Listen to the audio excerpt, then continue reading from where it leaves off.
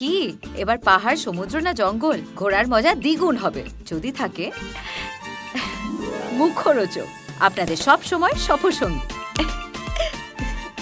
মুখরোচক আপনাদের ভালোবাসায় জড়িয়ে ৭৫ বছর পেরিয়ে শ্রমিকের ব্যাপারে কি সিদ্ধান্ত নিতে হয়? আজকে সরকারের তরফে পিসি চাওয়া হয়েছিল, ফার্দার পিসি হয়েছিল, কিছু ওদের রিকভারি ব্যাপার ছিল, আর কিছু ফরেন্সিকে পাঠানোর ব্যাপার ছিল, তাই জন্য ওরা পিসি দিয়েছিল।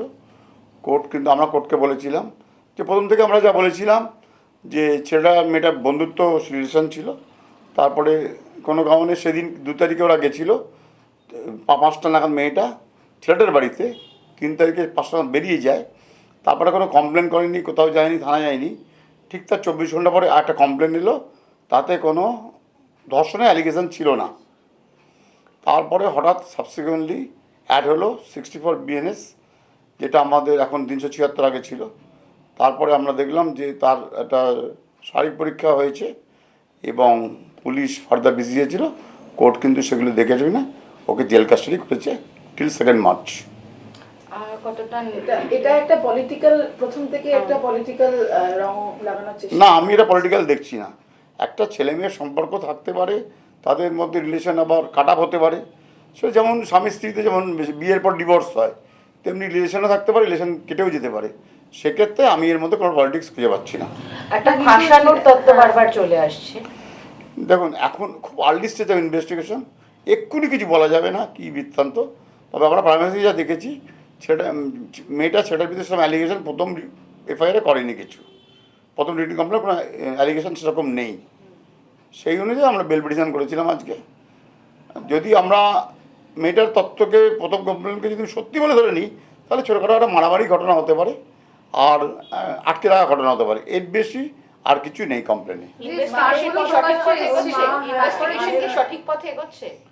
এখনও ইনভেস্টিগেশন সঠিক পথে এগোচ্ছে বলা যাবে না, খুব আর্লি স্টেজ অফ ইনভেস্টিগেশন। যে স্কারগুলো প্রকাশ্যে এসছে ওগুলোকেও তো মানে এড়িয়ে চলা ডিফিকাল্ট কোথাও একটা, যেহেতু অলরেডি এটা সবার সামনে এসছে বিষয়টা। এবং আপনি বলছিলেন যে ফার্স্টে এই বিষয়টা নিয়ে আলোচনা হয়নি, তবে তারপরে তো মেডিকেল টেস্টে অনেক কিছুই বেরোয় এইসব রিগার্ডিং। দেখুন, মেডিকেল টেস্ট এখনই আমরা কিছু জানতে পারবো না, ডিফেন্স এখনই কিছু পাবে না সেরকম, যতক্ষণ চার্জশিট হচ্ছে। আমরা চার্জশিট না পেলে বুঝতে পারবো না মেয়েটার সাথে মেডিকেল যেগুলো হয়েছে মেয়েটার, সেগুলো আমরা ডকুমেন্টসগুলো এখন পাবো না। আমরা যা মেয়েটা complain, serial list, forwarding report, এর ভিত্তিতে আমরা বেল পিটিশন করি বা কোর্টের কাছে মুভ করি। আচ্ছা, তারা এর আগের দিন মা বাবা বলেছিলেন এবং সেখানে একটি চড় মারার কথা ওনারা বলেছিলেন, এবং সেটা নিয়ে কি বলবেন? দেখুন, আমরা তো যা শুনেছি, ওদের মধ্যে একটা ঝামেলা হয়েছিল এই যা কোনো আমরা আর কোনো শ্রমিকের দিকে থেকে আমরা কিছু শুনিনি।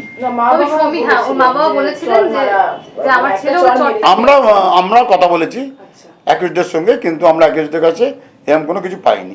একটা ঝড়ঝাড়ি হয়েছিল বলেছে, কিন্তু এই মারামারি ঘটনা আমরা কিছু পাইনি। আমরা মেডিকেলও কিছু পাইনি আমরা রেকর্ডে।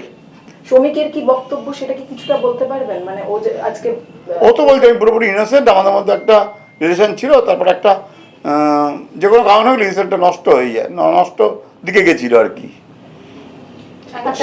এটা জানতে চাইছি, যদি প্রথম থেকে মেয়ের বাড়ির তরফ থেকে যদি সেরকম যদি অতটা স্ট্রং না হয়, তাহলে জেল কাস্টাডি কেন হলো না?